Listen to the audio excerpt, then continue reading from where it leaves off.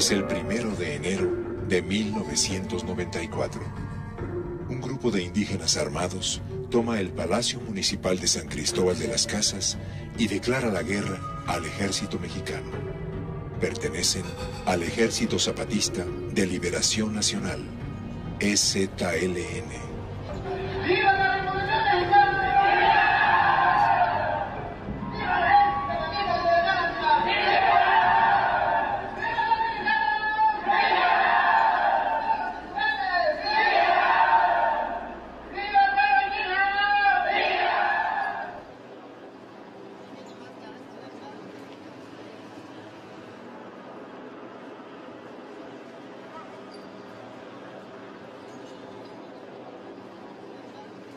Los rebeldes, en su mayoría tzotziles, celtales, choles y tojolabales, han decidido levantarse en armas en esta fecha que marca la entrada en vigor del Tratado de Libre Comercio y el inicio del año electoral.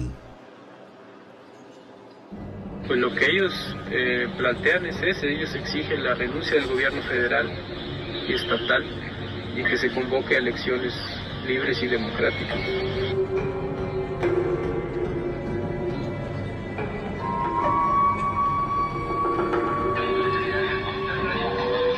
Yo consigo, compañeros.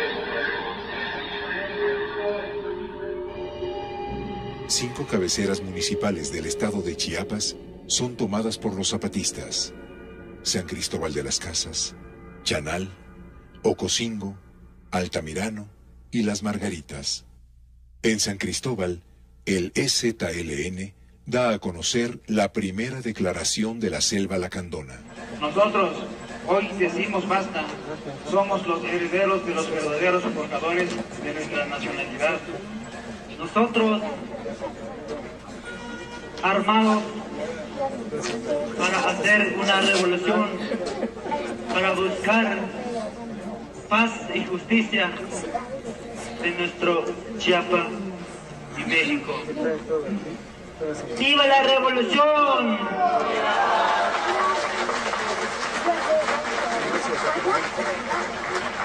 ¡Viva el Ejército Zapatista de Liberación Nacional! Luchan por salud, educación, independencia, tierra, paz, libertad, democracia. Bueno, hay muchas cosas pues ¿Crees que sí México... lo vas a conseguir? Con las armas sí se consigue. ¿Cuántos son ustedes? Allá dicen que son 200. ¿Cuántos son en total? No, pues aquí somos un chingo.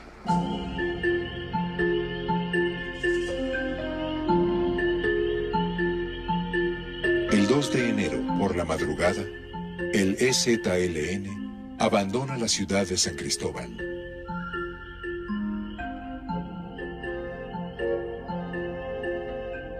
Los zapatistas se disponen a atacar el cuartel militar de Rancho Nuevo, ubicado a pocos kilómetros de distancia. Las fuerzas rebeldes logran extender los combates a 14 municipios del estado y liberan a cerca de 200 presos.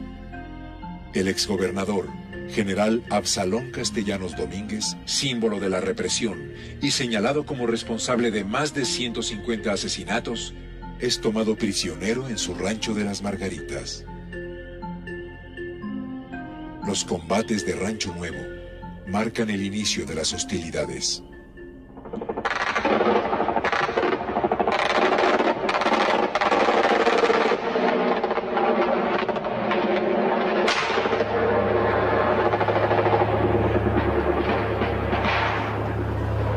No se trata de un alzamiento indígena, sino de la participación de indígenas, varios de ellos en circunstancia de necesidad, otros prácticamente llevados por la leva y coordinados por este grupo armado, agresor, así entrenado. Tras 10 días de intensa actividad, el ejército ha movilizado a más de 17,000 efectivos.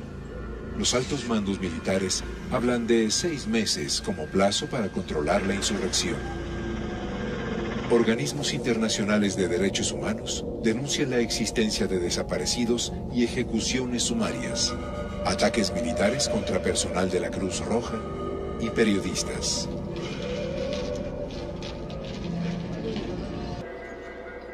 La rebelión indígena Ha puesto al descubierto los ancestrales rezagos que marcan la vida de un rincón olvidado de México, Chiapas.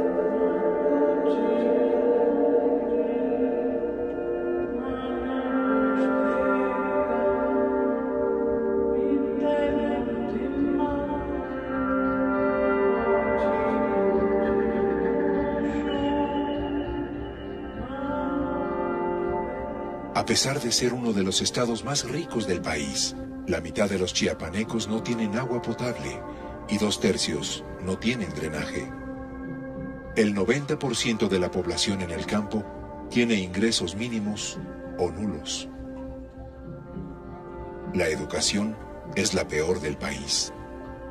En zonas rurales de cada 100 niños, 72 no terminan el primer grado.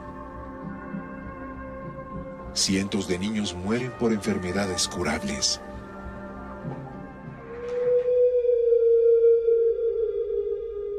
La insurrección zapatista ha puesto el tema indígena en primer plano. El 12 de enero se lleva a cabo una enorme manifestación en el Zócalo exigiendo el cese al fuego.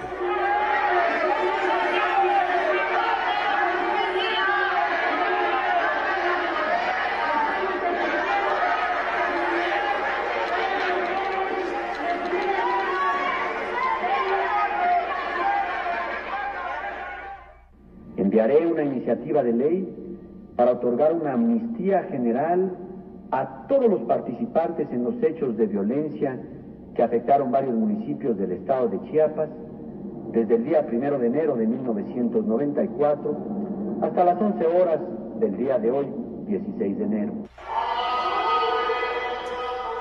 El obispo de San Cristóbal de las Casas, Samuel Ruiz, es propuesto como mediador por los zapatistas.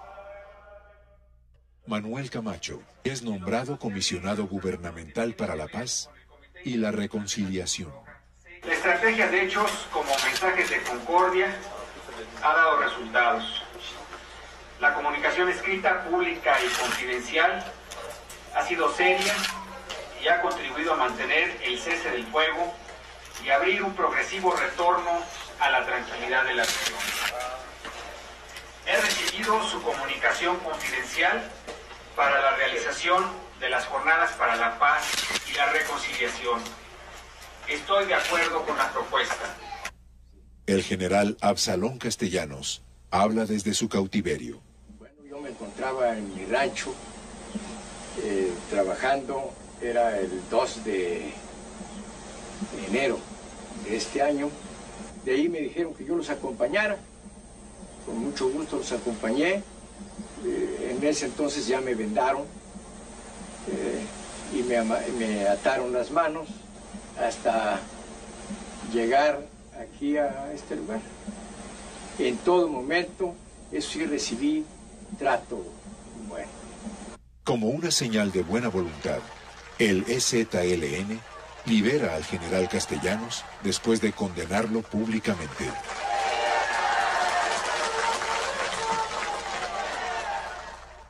Durante su gobierno, Absalón Castellanos Domínguez se supo que se robó todo el dinero del magisterio y se fue a Brasil. Además, asesinó al licenciado Andulio Gálvez Velázquez en las oficinas de Uncapaexa y Comitán, Chiapas, y al señor Gregorio López Aguilar, asesinado en las Margaritas, Chiapas, herido de bala al profesor.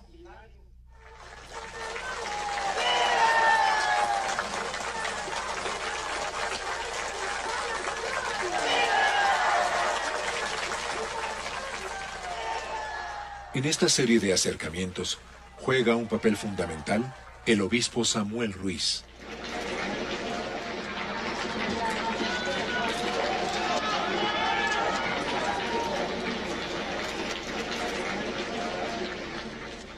Domingo, 20 de febrero, Catedral de San Cristóbal.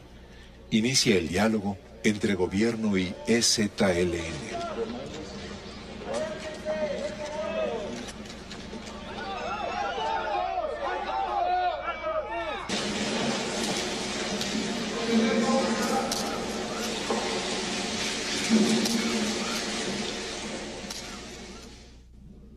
Ustedes nos han dicho que le demos una oportunidad a la paz y nosotros hemos recibido su mensaje y hemos venido aquí con ánimo verdadero y honesto.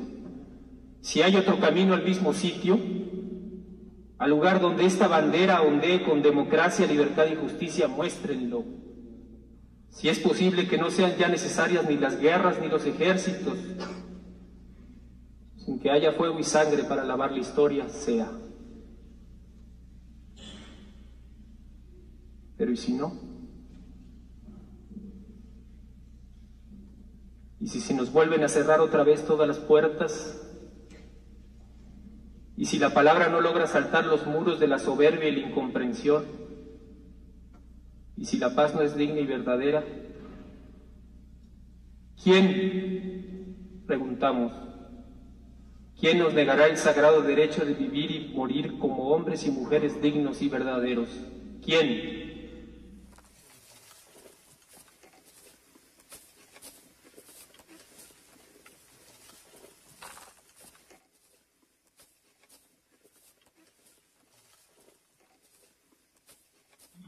Si tratamos de decir, no se mejor avancemos por acá porque siempre la mesa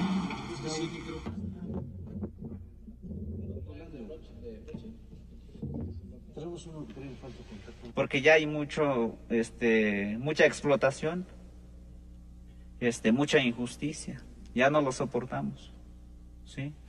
Y es por eso, pues, a partir del 1 de enero, pues, no nos quedó otro remedio, pues, más que agarrar las armas. Porque las tierras son para quienes las trabajan. Decidimos la guerra para tener la tierra y no para que lo tengan esos terratenientes. Y es por esta razón de que se ha tomado la decisión, pero no solo para nosotros los chiapanecos, sino para todos los mexicanos que estamos sin tierra. Nunca hay solución, nunca nos escuchan, nunca nos hacen caso, nunca nos atienden, pues. Por eso, pues, nosotros a ver si es posible todavía, a ver si nos escucha, a ver si nos da lo que nos está prometiendo ahorita. Pues hasta ahorita, pues, nos han dado, pues, tambalaches de papeleos, de puros papeles, pero ¿de qué nos sirve? No nos va a servir para nada, porque los papeles no los podemos comer, pues, ¿sí? Porque de hecho nosotros somos seres humanos también, comemos diariamente. Así como come el gobierno y así también nosotros tenemos derecho. Nosotros lo que estamos pidiendo es que se revise el Tratado de Libre Comercio, que es lo que pone los pelos de punta del gobierno federal. ¿Cómo vamos a hacer eso? ¿Cómo va a venir a mí a decirme un indígena que ni siquiera sabe hablar español que el proyecto de mi sexenio no lo tomó en cuenta, más que para hacerle un ataúd en el mejor de los casos, o ni siquiera eso? Pero dicen los compañeros, la única condición en que nosotros entregaríamos las armas es muertos, así de sencillo. Si alguien va a entregar las armas, estamos dispuestos a recibir las que entregue el Ejército Federal, pero solo eso. Pero ellos diferencian, es que el problema de la guerra no es de la tenencia de armas, sino de su uso. Nosotros estamos dispuestos a ceder el uso. O sea, dejar de usarlas durante un tiempo o para siempre, pues, pero nunca entregarlas, ¿no? Eso han sido muy claros. El momento en que se plantee lo de entrega de las armas, se acabó todo. Nadie va a aceptar nada, nadie.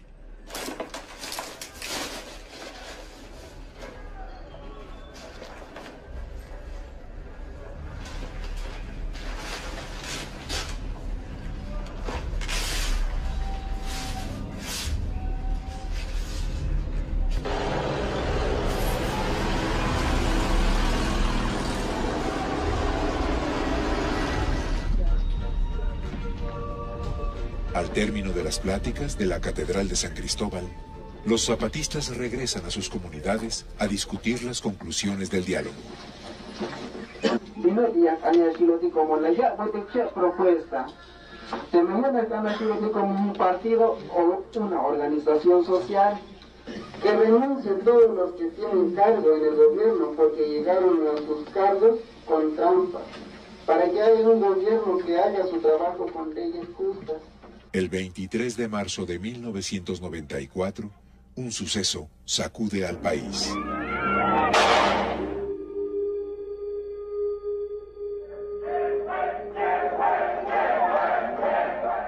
medio de un clima político enrarecido, Ernesto Zedillo sustituye a Luis Donaldo Colosio como candidato presidencial del PRI. Por Colosio, por el PRI, por México.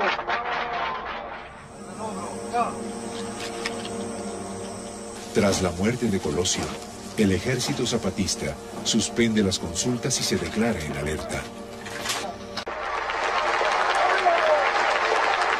Ernesto Zedillo gana la presidencia y ofrece una salida pacífica al conflicto de Chiapas. Estoy convencido de que es posible lograr en Chiapas una nueva negociación que nos lleve a una paz justa, digna y definitiva. No habrá violencia por parte del gobierno. Señor Ernesto Zedillo Ponce de León, bienvenido a la pesadilla. Por este medio me dirijo a usted en lo referente a su discurso de toma de posesión. Debe usted saber que el sistema político que usted representa, al que usted le debe el haber accedido al poder que no a la legitimidad, ha prostituido hasta tal punto el lenguaje que hoy, política, es sinónimo de mentira, de crimen, de traición. Yo solo le digo lo que millones de mexicanos quisieran decirle. No le creemos. El ejército zapatista rompe la tregua temporalmente. Traspasa en silencio el cerco impuesto por el ejército federal, ocupando varios municipios del estado, e inicia la fundación de lo que hoy conocemos como municipios autónomos. Sorpresivamente, el presidente cambia su discurso. Acusa de terrorismo a la dirigencia zapatista. Nuevamente, la incursión militar pone a Chiapas al borde de la guerra. Las Fuerzas Armadas irrumpen en el ejido de Prado Pacayal en busca del subcomandante Marcos, obligando a la población civil a refugiarse en las montañas. Pues vas a ver qué nos vino a hacer el ejército mexicano, pues nos vino a destruir todas las casas, y ahorita pues en esta serranía nos andamos, todos lo trillamos ahí, ahorita enfermos todas las criaturas y todo, ahí murieron criaturas y todo, hay mucha cima, y sufrimiento de enfermedad y todo, y en nuestra casa pues destruyó todo. La comandancia zapatista logra escapar. Una vez más, el ejército federal incursiona en territorio zapatista y aumentan los riesgos de un enfrentamiento armado.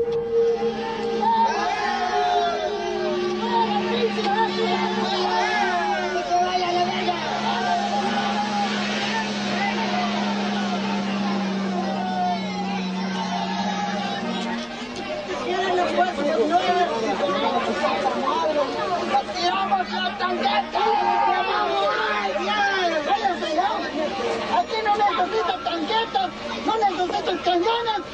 Váyanse ya. No necesitamos ejército, aquí pendejos. ¿Tienen de qué andes? ¿Tienen no están acostumbrados la gente de vivir así.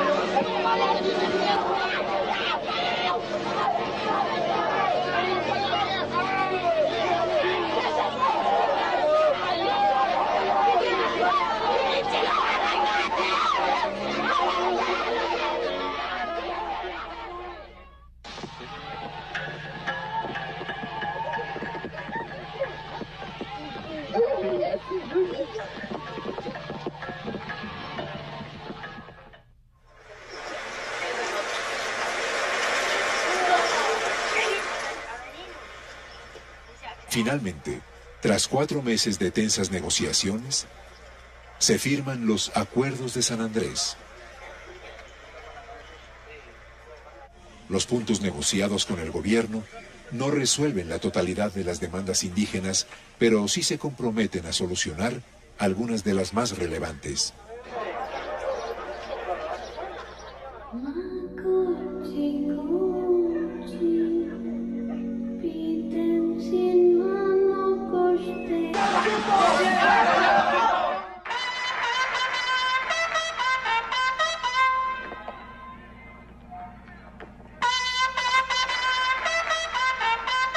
En su segundo informe, Zedillo omite toda referencia a los llamados Acuerdos de San Andrés y hace naufragar el proceso de diálogo. La comandancia del EZLN, otra vez sintiéndose engañada, se retira de la mesa de negociaciones.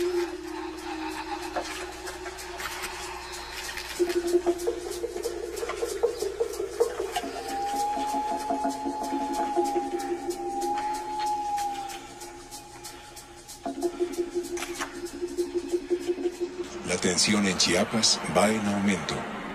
Un elevado número de efectivos militares cierran el cerco en torno a las comunidades zapatistas. Chiapas es un estado ocupado por el ejército. Desde el inicio del conflicto, los sucesivos gobernadores de esa entidad, Javier López, Roberto Robledo y Julio César Ruiz Ferro, han compartido el poder con el comandante militar de la región, el general Mario Renán Castillo Fernández. Entre 1995 y 1997 fue el jefe de la 7ª Zona Militar en Chiapas. El general Castillo, titulado como doctor en Psicología Militar en el Centro de Estrategia Contrainsurgente de Fort Bragg, Estados Unidos, es un experto en fuerzas especiales.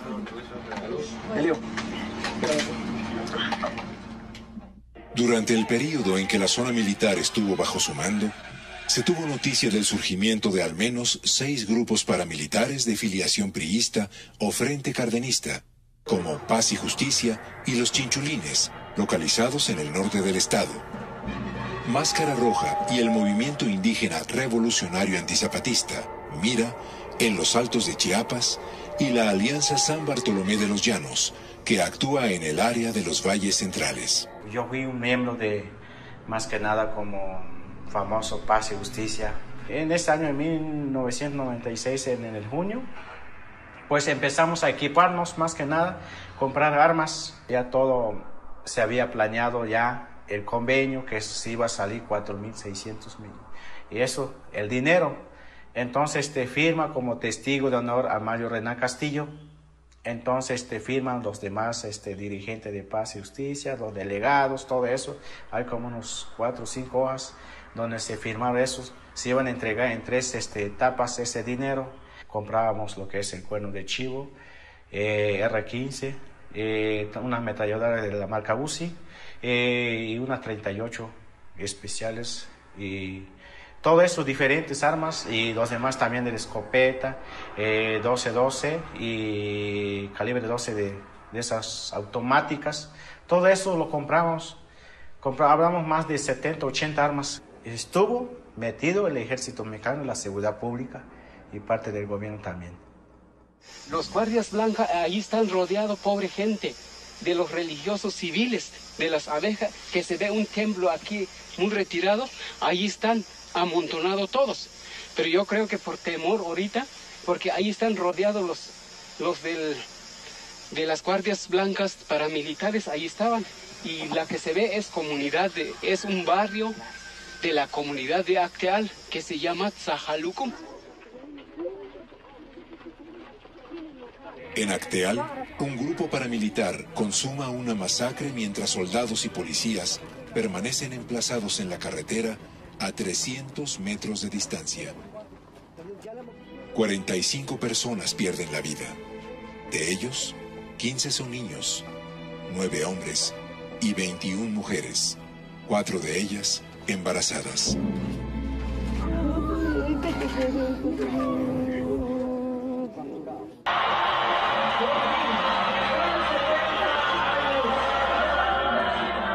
El 2 de julio de 2000, Vicente Fox gana la presidencia. 71 años de partido de Estado concluyen.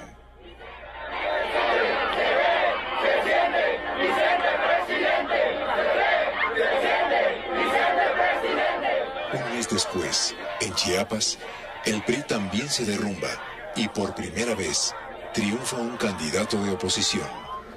Pablo Salazar Mendiguchía es el nuevo gobernador.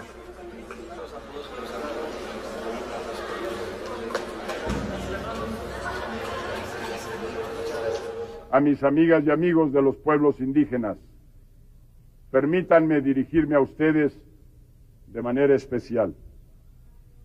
De manera especial para que sea el mañana el que florezca. Nunca más un México sin ustedes. En México y en Chiapas habrá un nuevo amanecer.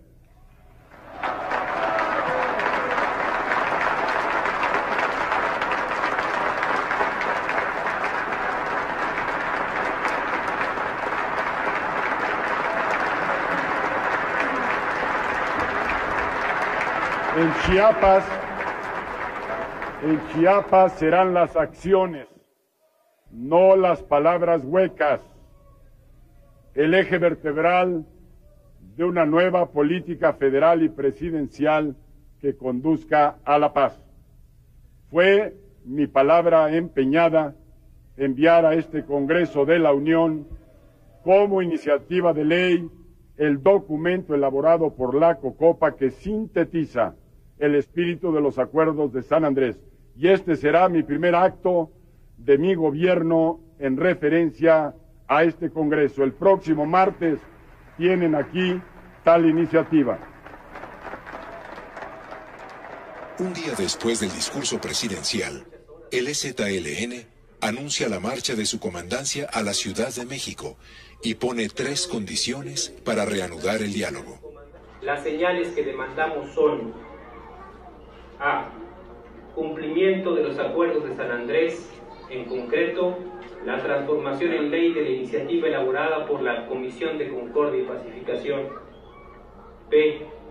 La liberación de todos los zapatistas presos en cárceles de Chiapas y en otros estados. C.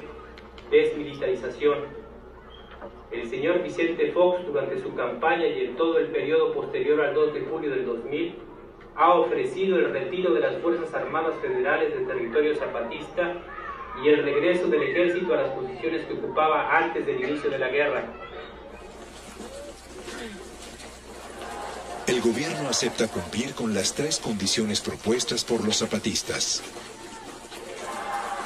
Sin embargo, el ejército se mantiene a poca distancia de Oventic, en los altos de Chiapas, y los pobladores exigen el retiro de la base militar.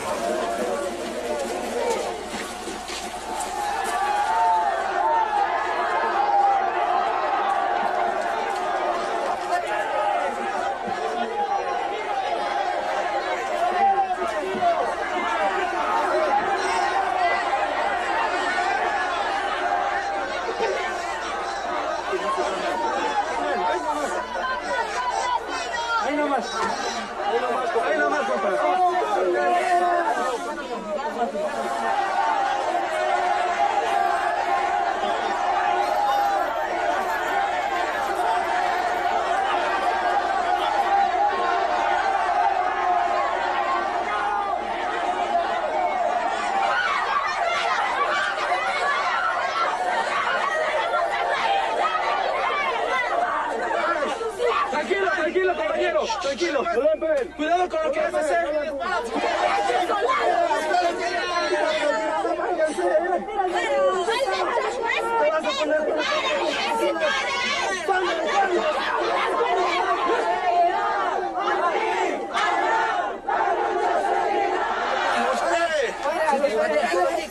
Al día siguiente, el ejército se retira.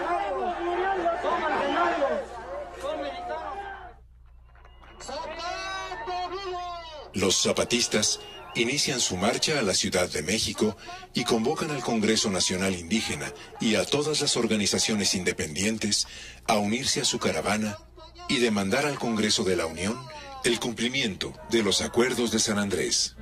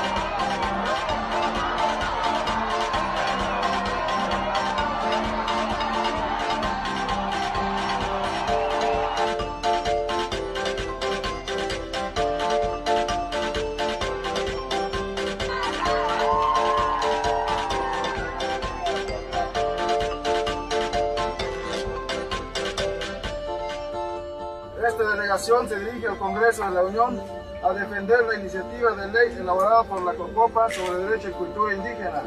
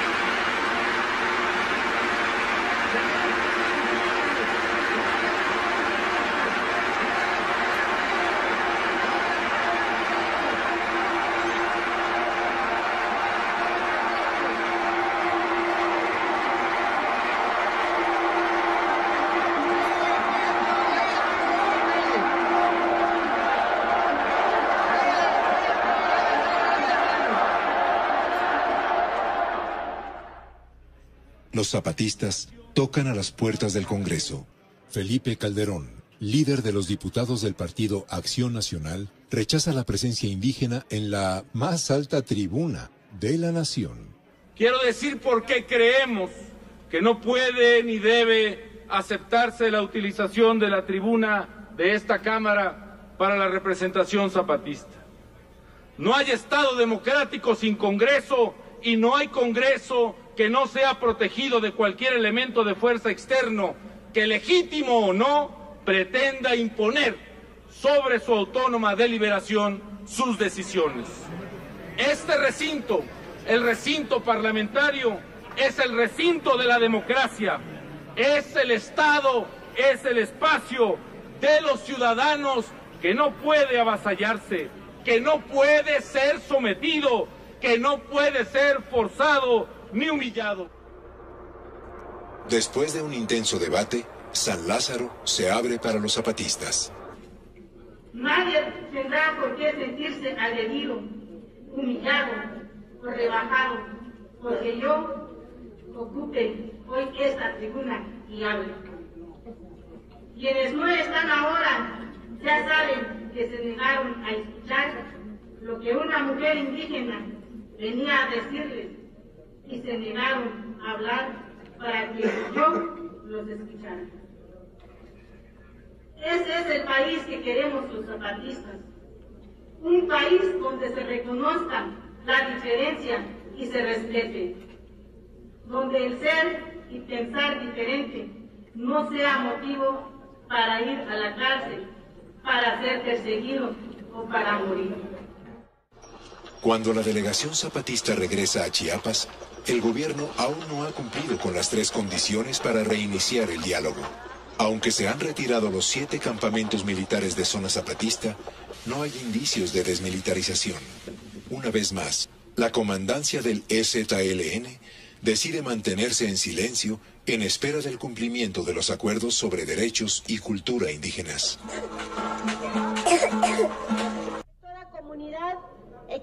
En la Cámara de Senadores se vota la llamada Ley Indígena.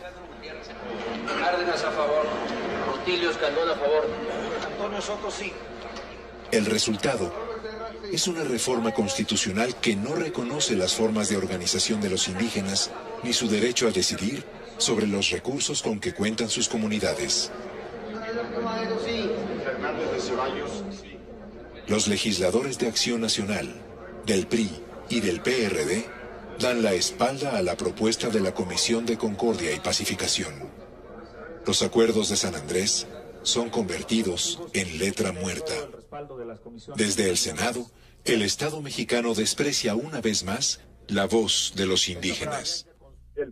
Vicente Fox incumple compromisos y el Partido de la Revolución Democrática sella un episodio de traición a sus principios y compromisos. Los tres principales partidos políticos de México, que son el PAN, el PRI y el PRD, se burlaron de todos los pueblos indios de México, de todo el pueblo que apoyó el reconocimiento de nuestros derechos y de la gente de todo el mundo que también nos apoyaba.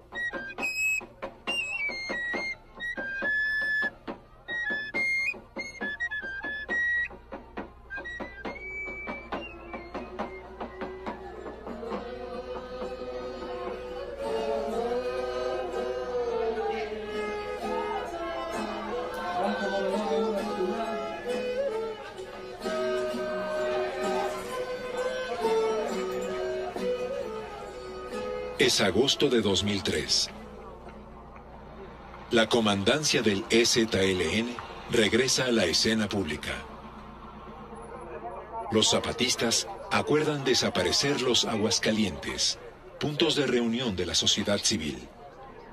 Ante la crisis del sistema de partidos y la debilidad del gobierno de Vicente Fox, deciden lanzar una nueva iniciativa política, la creación de los caracoles, instituciones de autogobierno indígena de facto.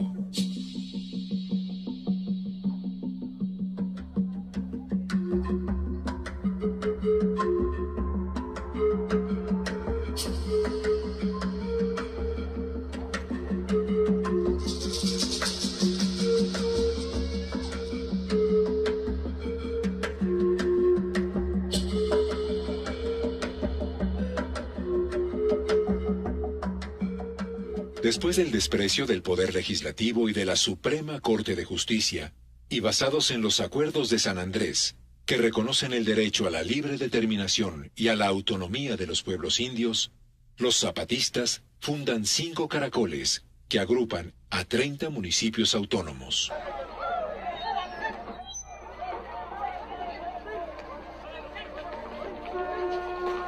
En los caracoles se pone en marcha la construcción de la autonomía y con la instalación de las juntas del buen gobierno, las comunidades y sus autoridades discuten y toman decisiones, ejercen la justicia y resuelven sus asuntos internos.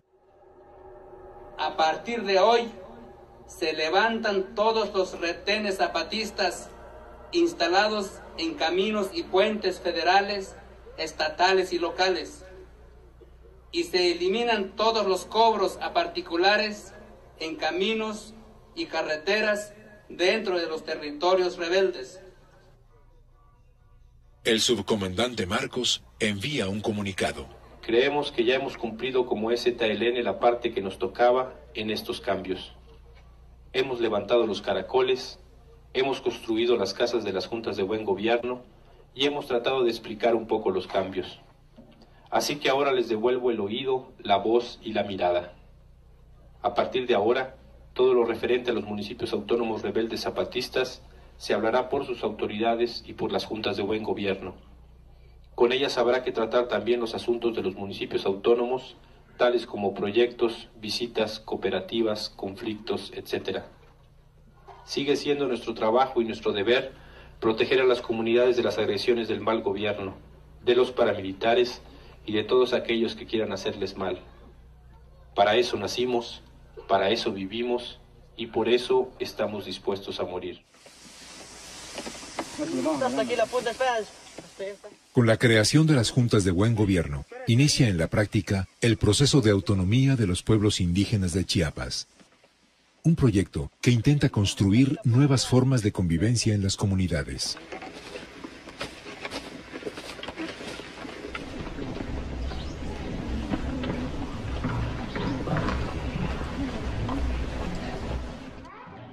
A pesar de las dificultades que enfrentan, las bases zapatistas se esfuerzan por fortalecer la autonomía municipal, impulsar la educación y conservar su cultura.